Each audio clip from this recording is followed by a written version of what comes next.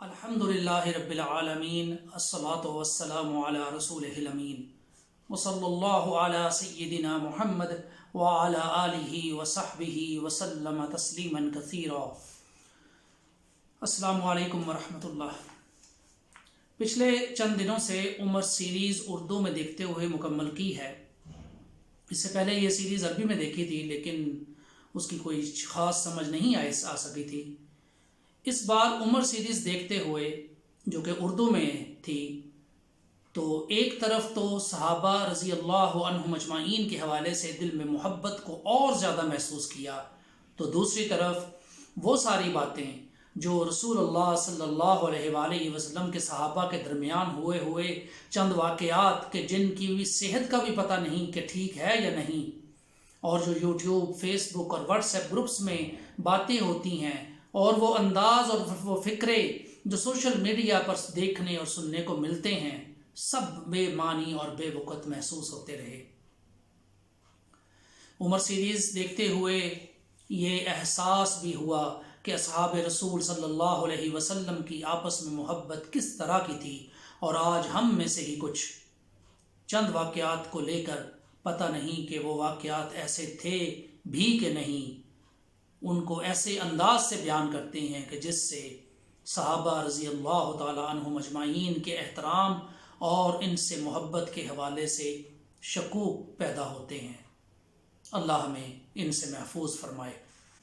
عمر series کے حوالے سے چند باتیں جو میں آپ کے گوش گزار کرنا چاہ رہا ہوں، ہو سکتا ہے کہ جو میں نے محسوس کیا آپ اس سے زیادہ محسوس کریں، لیکن جو چند باتیں محسوس ہوئیں وہ آپ کے گوش گزار ہیں۔ حضرت عمار بن یاسر اور حضرت خالد بن ولید رضی اللہ تعالی عنہم اجمعین کے درمیان ایک بات کو آپ نے سوشل میڈیا پر ضرور سنا ہوگا۔ عمر سیریز میں حضرت عمار رضی اللہ عنہ، حضرت خالد رضی اللہ عنہ کی سپہ سالاری سے متعلق ایسے انداز سے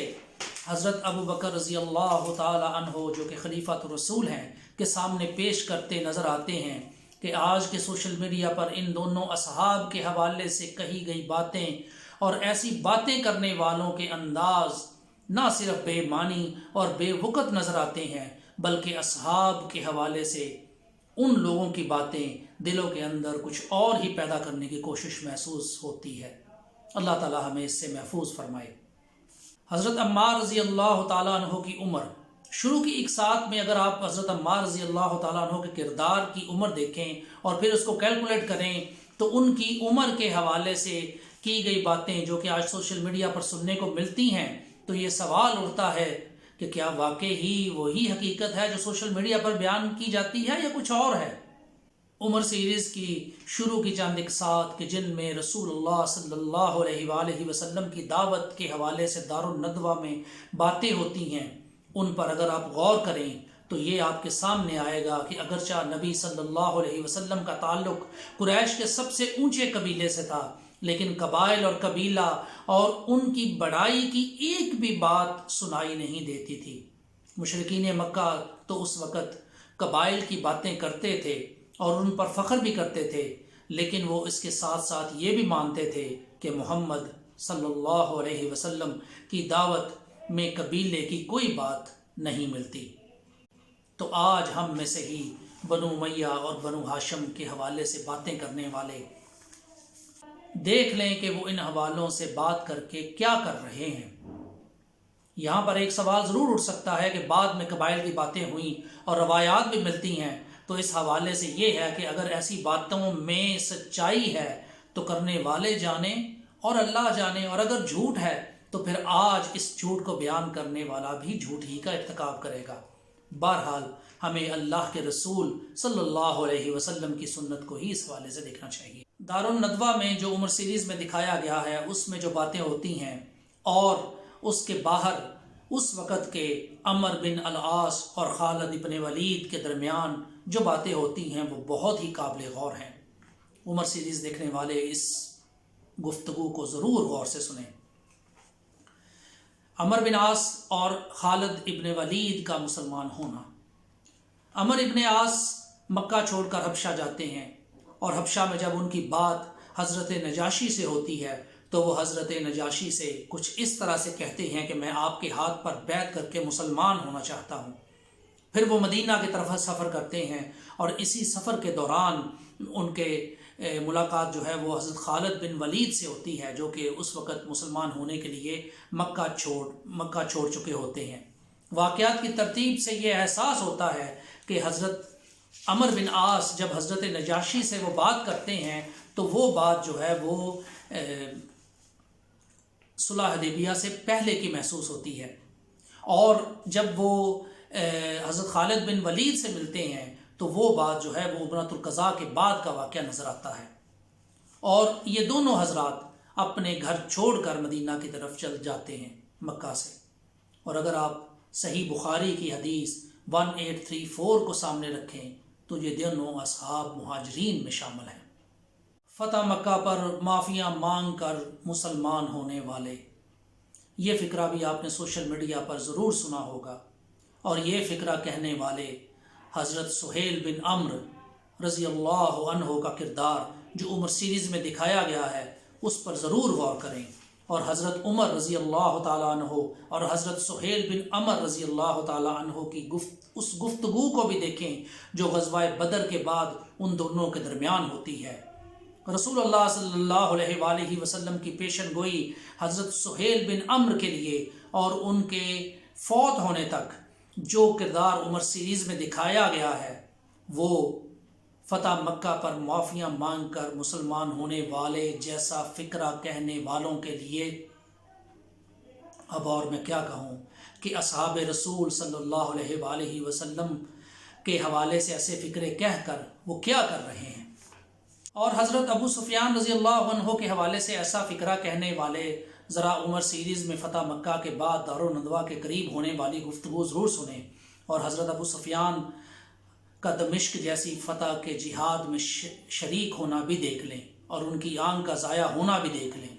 اور اس جہاد میں وہ اپنی بیوی حضرت ہند کے ساتھ شریک ہوتے دکھائی دیتے ہیں، اور ان کا ایپیسوڈ نمبر 29 میں وہ رویہ بھی دیکھ لیں کہ جب حضرت عمر رضی اللہ تعالیٰ عنہ حضرت سہیل بن عمر اور حضرت ابو سفیان رضی اللہ عنہما کو بلانے میں دیر کرتے ہیں تو دونوں کو ہی برا لگتا ہے، لیکن باہر نکل کر جو باتیں ان کے درمیان ہوتی ہیں ان کو عمر سیریز دیکھنے والے ضرور غور سے دیکھیں، اور دارالندوہ کے قریب جو گفتگو ہوتی ہے اس وقت فتح مکہ کے بعد کہ جس میں اصحاب رسول صلی اللہ علیہ وآلہ وسلم ان مسلمانوں کو جو فتح کے موقع پر مسلمان ہوتے ہیں ان سے کہتے ہیں کہ اپنا پچھلا بھلا دیں اور آگے پر توجہ کریں، کیونکہ ان کو اندازہ تھا کہ پچھلے وقت کی یاد کے حوالے سے ان کو ضرور یاد آئے گی۔ کہ آخری ساتھ میں کئی مقامات پر امیر المؤمنین حضرت عمر رضی اللہ تعالیٰ عنہ کے ساتھ معاملات پر دوسرے اصحاب کے تاثرات بھی سامنے آتے ہیں، ان میں حضرت خالد بن ولید، حضرت عمر بن عاص، حضرت سہیل بن عمر اور حضرت ابو سفیان رضی اللہ عنہم اجمعین ہیں، لیکن یہ سب اپنی اپنی اصلاح بھی کرتے دکھائی دیتے ہیں۔ وہ سب تو مرنے سے پہلے اپنی اصلاح کر گئے، اور ہو سکتا ہے کہ مرنے سے پہلے وہ ان باتوں کو بھول بھی چکے ہوں، لیکن آج ہم ان حوالوں سے بات کر کے اپنے ہی بھائیوں کے درمیان نفرت پیدا کرتے دکھائی دیتے ہیں، اور جو ایسی نفرت کا باعث بن رہے ہیں، نفرت پیدا کرنے کا باعث بن رہے ہیں، ان کے لیے لمحہ فکریہ ہے کہ وہ اس بات پر ضرور غور کریں۔ ایپیسوڈ 17 میں صحابہ رضی اللہ عنہم اجمعین کے حوالوں سے جو باتیں ہوتی ہیں اور وہ اصحاب رسول صلی اللہ علیہ وآلہ وسلم کے حوالے سے ایک بالکل درست موقف بیان کرتی ہیں کہ جن پر امت کی اکثریت ہمیں ملتی ہے کہ صحاب رسول صلی اللہ علیہ وآلہ وسلم کے حوالے سے کیا عقائد ہونے چاہیے۔ اس گفتگو کو بھی عمر سیریز دیکھنے والے ذرا توجہ کے ساتھ سنیں۔ حضرت وحشی کا کردار جس طرح سے دکھایا گیا اور جو باتیں ان کے حوالے سے پکچرائز کی گئی ہیں وہ اس کردار سے بالکل مختلف ہیں جو کہ عمر سیریز دیکھنے سے پہلے میرے ذہن میں تھی، اور ان سے یعنی حضرت وحشی رضی اللہ عنہ سے حضرت عمر رضی اللہ تعالیٰ عنہ کی ملاقات جو کہ مسلمہ کذاب کے ساتھ جہاد سے پہلے ہے وہ بھی بہت قابل ذکر ہے۔ ایپیسوڈ نمبر 27 میں حضرت عمر رضی اللہ تعالیٰ عنہ کی گفتگو کہ حضرت ابو بکر رضی اللہ تعالیٰ عنہ ان میں فرق نہیں کرتے تھے کہ جو فتح سے پہلے اور فتح کے بعد مسلمان ہوئے، لیکن وہ یعنی عمر رضی اللہ عنہ ان میں فرق کرتے ہیں اور وہ وجہ بھی بیان کرتے ہیں، لیکن ان کے الفاظ میں معافی مانگ کر ہونے والے جیسے الفاظ نہیں ہمیں سنائی دیتے۔ ثقیفہ بنی سعدہ کا معاملہ اور ساری صورتحال جو عمر سیریز میں پکچرائز کی گئی ہے، اور اس معاملے میں پہلے کے حالات کو، یعنی نبی صلی اللہ علیہ وآلہ وسلم کے اعلان نبوت سے لے کر اس وقت تک کہ جب تک کہ یہ معاملہ درپیش ہوا کو اگر آپ سامنے رکھیں تو آپ ثقیفہ بنی سعدہ کا معاملہ اس طرح سے شاید محسوس کریں کہ جس طرح مجھے محسوس ہوا، کہ یہ اللہ کی طرف سے ایک امتحان تھا، اور گھڑی بھی ایسی نازک، لیکن نبی صلی اللہ علیہ وآلہ وسلم کے تربیت یافتہ صحابہ رضی اللہ عنہم اجمعین ایسے امتحان میں پورا اترتے دکھائی دیتے ہیں۔ میں ذاتی طور پر ثقیفہ بنی سعدہ کے معاملے کے حوالے سے سوچا کرتا تھا کہ یہ کیا تھا، اور یہ سب کچھ ایسی نازک گھڑی میں، لیکن عمر سیریز دیکھتے ہوئے اس معاملے کے حوالے سے ایسی سوچ تھی کہ اللہ کا احسان اور کرم، اور اللہ ہمیں نبی صلی اللہ علیہ وآلہ وسلم کے تربیت یافتہ اصحاب کی محبت عطا فرمائے کہ نہ صرف ایسے نازک موڑ پر معاملات کو سلجھایا، بلکہ جھوٹے نبی اور زکوٰۃ کے منکروں جیسے معاملات میں بھی اللہ کی مدد سے تربیت یافتہ اصحاب کامیاب ہوئے۔ اللہ ہمیں ہر صحابی کی محبت عطا فرمائے۔ ایپیسوڈ 18 اور 19 میں جو گفتگو حضرت ابو بکر رضی اللہ تعالی عنہ کے حوالے سے ہے، وہ اس گفتگو کو اگر آپ سنیں تو آپ بالکل ضرور محسوس کریں گے کہ خلیفۃ الرسول صلی اللہ علیہ وآلہ وسلم کی گفتگو ایسے ہی ہونی چاہیے تھی۔ اور ایک اور موقع جہاں پہ حضرت خالد بن ولید رضی اللہ عنہ کی حضرت ابو عبیدہ رضی اللہ عنہ سے بات چیت، کہ وہ یعنی حضرت ابو عبیدہ ان سے آگے ہیں کہ وہ پہلے ایمان لائے، اور حضرت خالد بن ولید رسول اللہ صلی اللہ علیہ وآلہ وسلم کا فرمان بھی بیان کرتے ہیں۔